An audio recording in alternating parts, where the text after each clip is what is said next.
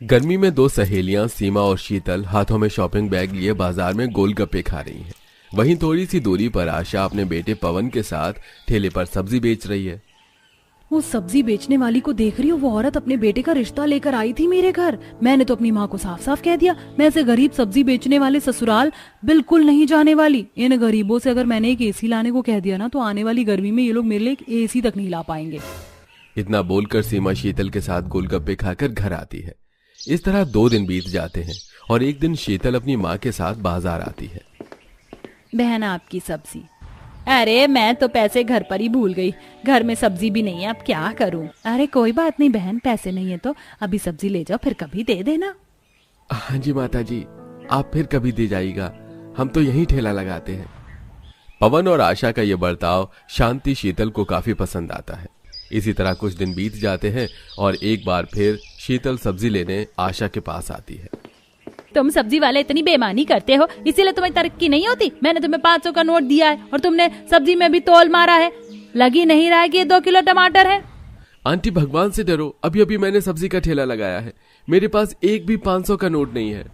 देखो तो जरा दिन दहाड़े कैसे बेईमानी कर रहे हैं ये माँ बेटे। आंटी जी बेईमानी ये लोग नहीं, आप कर रही हैं इनके साथ। मैंने खुद देखा है, आपने उन्हें 50 रुपए दिए हैं बस। शीतल की बात सुनकर वो औरत वहां से मुंह बनाकर चली जाती है। बेटी तुम बहुत अच्छी हो, अगर तुम ना होती तो वो औरत तो हमारे पीछे ही पड़ जाती। आशा को शीतल काफी पसंद आती है। इसी तरह समय बीतता है और एक दिन शीतल के लिए पवन का रिश्ता आता है। तो वहीं शांति को भी पवन पसंद था अपनी बेटी के लिए, तो वो रिश्ते के लिए हाँ कर देती है। पर जब इस बारे में सीमा को पता चलता है तो वो शीतल के घर आकर लिविंग हॉल में बैठ शीतल से बोलती है। शीतल तू पागल हो गई, ऐसे गरीब घर में शादी करके जाएगी? तूने अपनी माँ को मना क्यों नहीं किया? तू जानती है ना ये सब्जी बेचने वाले कितने गरीब होते हैं, ये तेरी किसी भी जरूरत को पूरा नहीं कर पाएंगे। कुछ दिनों में भयंकर गर्मी आ जाएगी और जब तू गर्मी से परेशान होगी ना और उन्हें एक एसी लाने के लिए कहेगी तो उनकी इतनी भी औकात नहीं होगी कि वो तेरे लिए एसी ला सके। सीमा तू जिसकी बुराई कर रही है वो मेरा होने वाला ससुराल है और मेरी माँ ने मेरा रिश्ता तय किया है, तो कुछ सोच समझ कर ही किया होगा। ठीक है मत सुन मेरा एक अमीर घर में रिश्ता तय हुआ है, राज करूंगी मैं वहां, बाय। शीतल अपनी दोस्त की बातों में नहीं आती और बहुत जल्द दोनों ही दोस्त की शादी हो जाती है। शादी के बाद आशा इत्तेफाक से किराए पर वही घर लेती है जहां शीतल की अमीर दोस्त सीमा की शादी हुई थी। समय ऐसे ही गुजरता है और एक दिन घर में आशा बैठकर सब्जियां साफ कर रही थी, तभी मोहल्ले में आइसक्रीम वाला आता है। आइसक्रीम ले लो, आइसक्रीम ले लो। माँ जी लगता है गली में आइसक्रीम वाला आया, मेरा भी दिल कर रहा है। अरे बहू तेरा आइसक्रीम खाने का दिल कर रहा था तो तूने मुझे पहले क्यों नहीं बताया, मैं अभी लेकर आती हूँ। माँ तुम लेट हो गई हो, आइसक्रीम वाला तो चला गया तो क्या हुआ, मैं दुकान से ले आती हूँ। नहीं माँ जी रहने दीजिए, आप शाम को आइसक्रीम ले आना, बाहर बहुत धूप है। बहू सब्जी बेच के मैं और पवन रात के 11-12 बजे घर आएंगे, उस वक्त आइसक्रीम नहीं मिली तो इसलिए मैं अभी ले आती हूँ। बिना सोचे समझे आशा धूप में बाहर जाती है और अपनी बहू के लिए आइसक्रीम लेकर आती है। वहीं सीमा अपने ससुराल में फ्रिज से कटोरी में थोड़ी आइसक्रीम निकालकर जैसे ही खाती है वहां उसकी सास आ जाती है और उसके हाथ से आइसक्रीम छीन उसे सुनाने लगती है। बहू मैंने ये थोड़ी सी आइसक्रीम अपनी बेटी के लिए रखी है, ना कि तेरे लिए, तो इसे तू चट करने पर लग गई। शोभा सीमा को डांटकर आइसक्रीम फ्रिज में रख देती है। समय यूं ही बीतता है और गर्मी में ऐसे एक दिन घर के बाहर आशा पवन सब्जी का ठेला लिए खड़े थे। वहीं शीतल भी जो बढ़ती गर्मी की वजह से चक्कर खाकर गिर जाती है, पर पवन उसे पकड़ लेता है। अरे शीतल क्या हुआ तुम्हें, खुद को संभालो, तुम्हारी तबीयत तो ठीक है? घर में सिर्फ एक पंखा है और गर्मी बढ़ती जा रही है, इस वजह से हल्के से चक्कर आ गए थे मुझे। आदत नहीं है ना बिना एसी के रहने की। माँ भाभी सही कह रही, गर्मी बहुत बढ़ गई है, अब हमें भी अपने घर में एक एसी ले ही आनी चाहिए। तू सही कह रही है काजल, पवन इस गर्मी में तू एक एसी ले ही आ बेटा, मैं किसी से कुछ पैसे उधार मांग लूंगी और तेरे पास जितने भी पैसे हैं तू उन्हें जोड़ ले। और बहू आज तेरी तबीयत ठीक नहीं, इसलिए तू सारा दिन आराम करेगी, घर के काम काजल संभाल लेगी। माँ एसी 10-20 हजार की नहीं आती, आप सब मेरी फिक्र मत कीजिए, मैं ठीक हूँ। शीतल घर में एसी लाने से मना कर देती है, पर घर वाले कहाँ मानने वाले थे। पवन अब एक एक पैसा जोड़ने लगता है, तो वहीं काजल भी नौकरी की तलाश करने लगती है।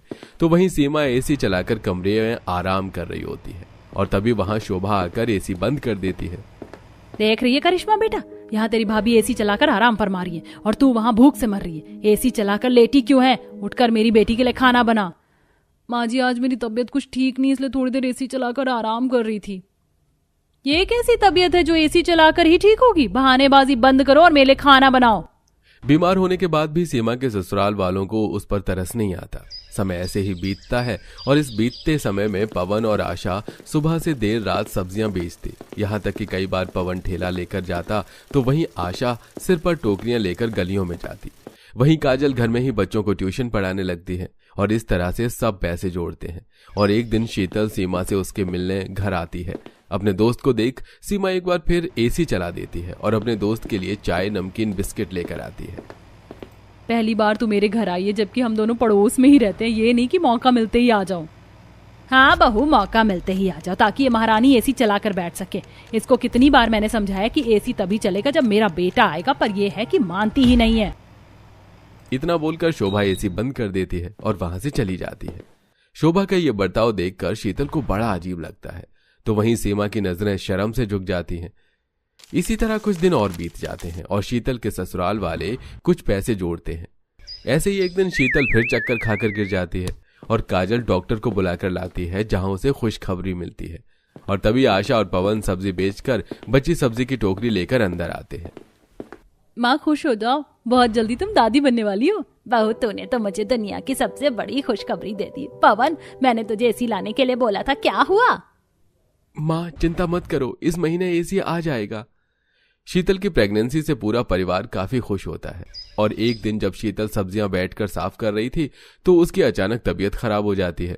उसे बार बार उल्टी होती है और चक्कर आने लगते हैं। जैसे वो बैठती है फिर से सब्जी साफ करने, काजल कहती है, भाभी आप नींबू पानी पी लो। नहीं काजल, सब्जी ठीक करनी है, माँ जी को सब्जी बेचने बाजार भी तो जाना है। नहीं बहू, तुझे बीमार छोड़कर मैं बाहर नहीं जा सकती। ये पवन का बच्चा कहाँ रह गया? मैंने उसे बोला था कि आज के आज एसी लेकर आए। मैंने उसे अपनी दोस्त से कुछ पैसे उधार लाकर भी दे दिए, फिर क्यों नहीं आया वो अब तक? आशा बात कर ही रही होती है कि तभी पवन एसी वाले के साथ एसी लेकर आता है। कुछ देर में उसके घर में भी एसी लग जाती है और पूरा परिवार एसी में बैठता है। माँ, तुम्हारी बहू के लिए मैंने एसी लगवा दिया है। 50,000 रुपए दे दिए हैं। हम सब ने जो मेहनत की थी और उधार लेकर जो पैसे जमा हुए थे, बाकी किश्त बन गई है। और शीतल, अब तुम एसी में ही बैठी रहना, कोई जरूरत नहीं है गर्मी में बाहर आने की। और अगर ठंड लगे तो एसी बंद कर देना। माँ, मैंने सब्जी ठेले पर रख दिया, आप और भैया बाजार चले जाओ, मैं भाभी का ख्याल रखूंगी। इस तरह पवन और आशा सब्जी का ठेला लेकर सब्जी बेचने जाते हैं। तो वहीं काजल अपनी भाभी का ख्याल रखती है। तो वहीं दूसरी तरफ दिवाकर घर आता है और एसी चलाता है। पर तभी उसके दोस्त का फोन आता है और वो एसी चालू छोड़कर अपने दोस्त के घर चला जाता है। और घर में एसी चलता देख शोभा अपनी बहू पर भड़कने लगती है। बिना एसी चलाए तुझे सांस नहीं आती है ना? कितनी बार तुझे बोला है एसी तभी चलेगी जब मेरा बेटा घर में आएगा। हर वक्त एसी चलाकर बैठ जाती है। एसी का बिल क्या तेरा बाप भरेगा? माँ जी, मैंने एसी नहीं चलाया, आपके बेटे ने ही चलाया था। रोती सीमा वहां से चली जाती है। तो वहीं सब्जियां बेचकर आशा अपने बेटे के घर आती है और पूरा परिवार एसी में बैठकर खाना खाता है। समय ऐसे ही गुजरता है और 2 महीने बीत जाते हैं। फिर एक दिन जब गरीब आशा अपने बेटे के साथ सब्जियां बेचने जा रही होती है तो शोभा उन्हें देख ताने कसती है। मेरे घर में एसी लगा देख, अब गरीब सब्जी बेचने वाले भी अपने घर में एसी लगाने लगे। 1 महीने जब बिल भरेंगे ना तो सारा शौक खत्म हो जाएगा। आंटी, आप हमारे बिल की चिंता मत कीजिए, मुझे भी नौकरी मिल गई है। जैसे हमारा घर चल रहा था वैसे ही घर चलेगा। और रही बिजली की बात, तो बिजली का बिल तो मैं भी भर सकती हूँ। काजल की बात सुनकर शोभा घर में चली जाती है। और जब सीमा को पता चलता है कि उसकी दोस्त गर्भवती है और उसके घर में भी एसी लगी है, तो वो ये सब देखने और मिलने के लिए उसके घर आती है, जहाँ शीतल बेड पर बैठी एसी की हवा खा रही थी। तेरे घर में तो बहुत ठंडक है, तुम हर वक्त एसी चलाकर हवा खाती हो क्या? सोचा भी है तुमने बिल कितना आएगा? तेरी सास कुछ बोलती नहीं है क्या?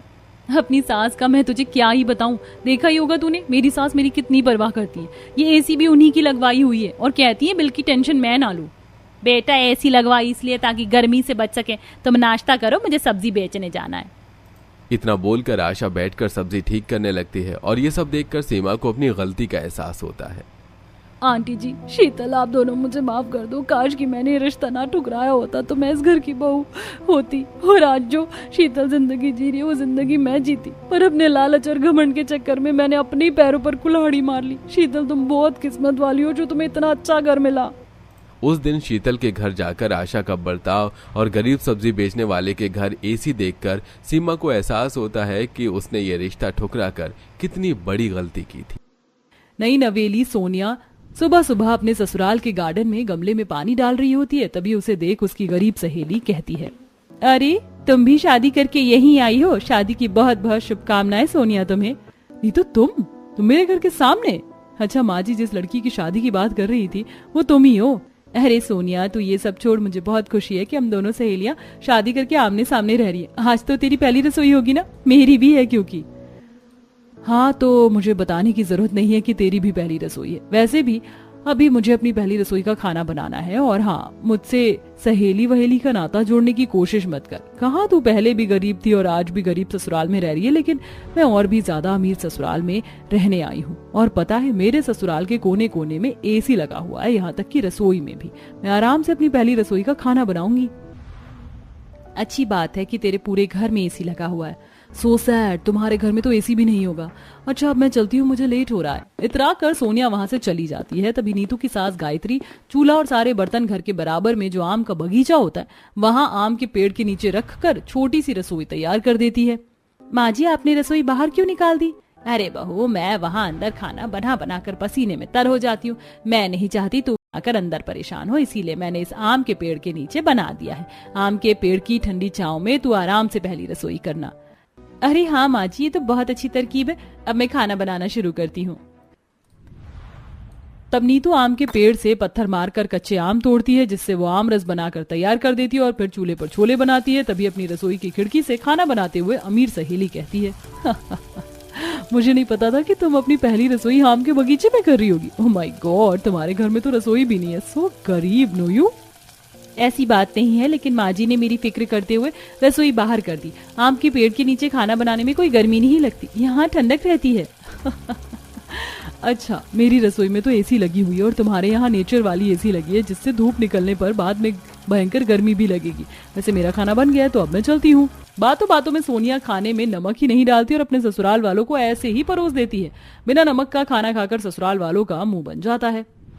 ओहो, ये कैसा खाना बनाया है सोनिया? तुम आंखें बंद करके खाना बना रही थी क्या? और क्या बहू, इसमें एक चुटकी नमक नहीं है। बिना नमक का खाना कौन खाता है? ये बहू भी ना सुनाने वाले काम करती है। अरे दोनों ने तो मुंह ऐसे बना लिया जैसे कि बहू ने करेले लाकर रख दिया हो सामने। अरे नमक ही तो कम है, भूल गई होगी बेचारी, खा लीजिए। सॉरी आप सबको, मैं नमक डाल देती हूँ। तब सोनिया खाने में नमक डालकर सबको खिला देती है। जब वो अपने किचन में बर्तन रखती है तब खिड़की से फिर से नीतू को खाना बनाता हुआ देख रही होती है, तो बाहर जाकर कहती है, ये क्या नीतू, मैंने तो अपने ससुराल वालों को पहली रसोई का खाना बनाकर भी खिला दिया। तुम अभी तक यहीं चूल्हे पर बैठी हो, तुमसे अभी तक खाना भी नहीं बना। वो अभी हवा चल रही है ना, इसलिए खाना बनाने में देरी हो गई, मैं चलती हूँ। तब नीतू अपने ससुराल वालों का खाना बनाकर परोस देती है, जिसे खाकर सब खुश होते हैं। वाह बहू, तूने खाना तो बहुत अच्छा बनाया है और ये आम का पन्ना तो और लाजवाब है। हाँ नीतू, वैसे तुमने आम के बगीचे में खाना कैसे बना लिया? तुम्हें परेशानी नहीं हुई? नहीं, इतनी कोई परेशानी नहीं हुई, बस हवा चल रही थी तो खाना बनाने में देरी हो गई। आम पन्ना तो पहले बनाकर तैयार कर दिया था मैंने। बहू, हमारे पास ज्यादा कुछ तो नहीं है, लेकिन ये छोटा सा शगुन है हमारी तरफ से तुम्हारे लिए। अरे पापा जी, आपका आशीर्वाद ही मेरे लिए बहुत है। सब लोग खुशी से खाना खाते हैं। वहीं संगीता वहां से गुजरती है तो खिड़की से नीतू की तारीफ सुन लेती है। बताओ, बहू ने देर लगाकर भी खुली रसोई में आम के बगीचे में अच्छा खाना बना दिया। कितनी तारीफ हो रही है उसकी। और एक मेरी बहू को देखो, पहली रसोई भी ठीक से नहीं निभाई। ऐसा कहकर संगीता पड़ोसन के यहाँ से चली जाती है। फिर रात हो जाती है। दूसरे टाइम का खाना बनाते समय नीतू लालटेन जला लेती है। वहीं सोनिया इतनी ठंडी एसी वाली रसोई में खाना बना रही होती है कि तब ओहो, मेरी रसोई में एसी ने इतना ठंडा कर दिया कि मुझे ठंड लग रही है। सुन रही हो ना तुम्हें तो बाहर गर्मी लग रही होगी ना। आम के बगीचे में इतनी रात में लालटेन जलाकर खाना बना रही हूँ। देखो, अगर पैसे नहीं है तो बता दो, मैं एक लाइट का इंतजाम कर देती हूँ। नहीं, ऐसी कोई बात नहीं है, मैं ऐसे भी खाना बना लूंगी। तभी ठंड से खाना बनाते बनाते सोनिया की आंख लग जाती है और वो जो सब्जी बना रही होती है वो सारी जल जाती है। जलने की महक नीतू तक आ जाती है। तब नीतू उठकर सोनिया की खिड़की पर खटखटाती है, जिससे वो जग जाती है। उठो सोनिया, तुम्हारा खाना जल गया, तुम खड़ी खड़ी कैसे सो सकती हो? क्या सब्जी है भगवान, मेरी गोभी आलू की सब्जी जल गई। ये सब तुम्हारी वजह से हुआ। ना मैं तुमसे बात करती ना मेरी आंख लगती। अमीर सहेली गरीब सहेली से इतना जलती है कि अपनी गलती का भार भी उसके सर मढ़ रही होती है। खैर आइए देखते हैं अमीर ससुराल वाले सोनिया के हाथ का खाना खाते हैं या नहीं। छी बहू, इस बार तो तूने हद कर दी। सुबह तो मैंने तुझे बचा लिया था, लेकिन अब क्या करूं? ऐसे खाना बनाकर खिलाएगी तू सबको? बहू, सुबह तो हमने बिना नमक का खाना भी चला लिया, लेकिन ये जला हुआ खाना कैसे चलाएं? बता संगीता, ऐसा करो तुम गरम दूध दे दो, ऐसे ही सो जाएंगे। सोनिया, तुम्हें नहीं खाना तो हम सबके खाने के बारे में तो सोचा करो। माफ कर दीजिए, दोबारा ऐसा नहीं करूंगी। खाने पर से सब उठकर अपने अपने कमरे में चले जाते हैं और संगीता सबको गर्म दूध दे देती है, जिसे पीकर वो सो जाते हैं। सोनिया खुश नहीं होती। ऐसे ही वक्त गुजरता है। अमीर सहेली सारी सुख सुविधा के बाद भी अपने ससुराल में अच्छे से नहीं रहती, ना घर वालों को अच्छा खाना बना कर देती है, और गरीब सहेली को पैसों का शो ऑफ करती है। वहीं गरीब सहेली आम के बगीचे से कभी कच्चे आम तो कभी पक्के आम तोड़कर आम पन्ना बनाती है, तो कभी आम रस, कभी आम की चटनी बनाकर घर वालों को खिलाती है, जिससे घर वाले गर्मी में भी खुश रहते हैं कि एक दिन गरीब बहू आम तोड़कर सिलबट्टे पर आम की चटनी बनाती। ये देख सोनिया, ओह माय गॉड, तुम तो हद से ज्यादा गरीब निकली। ना तो तुम्हारे घर में रसोई है और अब मिक्सर ग्राइंडर भी नहीं है जो हाथ से इन ईंट पत्थर को घिस कर चटनी बना रही हो। हाथ नहीं दुखते? ऊपर से तुम्हें पसीना भी आ रहा, लेकिन मेरे घर में तो हर जगह एसी है। चलो मेरे घर में चलो, एसी की हवा खिलाती हूँ आज। सोनिया, इसकी कोई जरूरत नहीं है। इस आम के बगीचे में इतनी ठंडी हवा आती है जो पैसे से लाख गुना शुद्ध है, पर मुझे इस रसोई में खाना बनाने में कोई परेशानी नहीं है। और सोनिया, भूलो मत, स्कूल में इसी सिलबट्टे पर चटनी पीसकर मैंने तुम्हें खिलाया और तुम्हें बहुत पसंद आती थी ये चटनी, और मिक्सर ग्राइंडर में वो स्वाद नहीं आता जो सिलबट्टे पर स्वाद आता है। आई नो, तुम ऐसे ही कुछ घिसा पिटा जवाब दोगी, इसीलिए मैं अपने एसी वाले कमरे में जा रही हूँ, तुम रहो अपने आम के बगीचे में। सोनिया मुंह बनाकर वहां से एसी वाले कमरे में चली जाती। कभी लाइट चली जाती थी तो सास बहू अपने छोटे से आम के बगीचे में बैठकर ही ठंडी हवा और छांव का मजा लेती थी। सास बहू खूब हंस हंस कर बात करती हैं। उन दोनों को अपनी रसोई से इतना हंसता हुआ देख सोनिया जलती है। इन गरीब सास बहू का भी ठीक है, घर में कुछ नहीं, बगीचे में रसोई है, फिर भी मेरी सहेली खुश है और मैं नहीं, क्योंकि मेरे ससुराल वालों को मेरे हाथ का खाना ही नहीं पसंद आता। अगर तू अच्छा बनाएगी तभी तो पसंद करेंगे ना। सच बात तो ये है, तुझे खाना बनाना नहीं आता, लेकिन चुगली करनी बहुत आती है। सीख ले अपनी गरीब सहेली से और पूछ उसके ससुराल वाले उसके हाथ का खाना खाकर खुश रहते हैं, जबकि उनके घर पर रसोई भी आम के बगीचे में और तेरे पास सब कुछ होने के बाद भी तू ऐसा खाना बनाती है। मैं भी चाहती हूँ कि तू अच्छा खाना बनाए, तो मैं तेरी तारीफ हर जगह करूँ। मुझे पता है आप कुछ ऐसा ही बोलेंगी, लेकिन कमी तो मुझ में भी है। सोनिया उदास होकर रसोई से चली जाती है। कुछ देर बाद नीतू अपने हाथ का खाना बनाकर लाती है। माँ जी, मैंने आम की कलौंजी और पूरी बनाई है, आप खाकर देखिए, आपको बहुत अच्छा लगेगा। गर्मी में खाने का उसका फायदा भी है। वो क्या है ना, बहुत दिनों से मेरा मन था कि आपको अपने हाथ का कुछ बनाकर खिलाऊं, और आम भी तो बहुत सारे हैं। बहुत अच्छा किया बहू जो तुम बना कर ले आई। रोज रोज तुम्हारे हाथ के बने हुए खाने की खुशबू आती थी, बड़ा मन करता था खाने का। आज कहूंगी तुम मेरी बहू की सहेली हो, कुछ अपनी सहेली को भी खाना बनाना सिखा देती। रोज इसके पापा जी दुखी हो जाते हैं। माँ जी, आपने उसके सामने क्यों कहा? सोनिया, मैं जानती हूँ तुम परेशान हो। अगर तुम मुझे अपना दोस्त नहीं मानती कोई बात नहीं, लेकिन मैं तुम्हें परेशान नहीं देख सकती। अगर मेरी कोई मदद चाहिए तो बता दो, मैं तुम्हें खाना बनाना भी सिखा दूंगी। मेरे लिए तुम आज भी वही सोनिया हो जो बचपन में 5वीं क्लास से लेकर 12वीं तक थी। ये सुनते ही सोनिया की आंखों से आंसू झलक जाते हैं और वो नीतू को गले लगा लेती है। नीतू, मुझे माफ कर दे, मैंने तुझे रोज रोज कितना कुछ कहा, कभी तेरे आम के बगीचे में, कभी गरीबी पर, तो कभी गर्मी में एसी का ताना दिया, लेकिन तूने फिर भी अपनी दोस्ती निभाई। ठीक है, मैं तुझसे खाना बनाना जरूर सीखूंगी। ये सुन सास को भी खुशी मिलती है और फिर सभी नीतू के बनाए हुए खाने को भी खाते हैं और सोनिया भी अपनी सहेली से खाना बनाना सीखती। और खाना बनाने के बाद जब वह अपने ससुराल में खाना बनाती है तो उसे बहुत तारीफ मिलती है और सब खुशी खुशी रहने लगते हैं।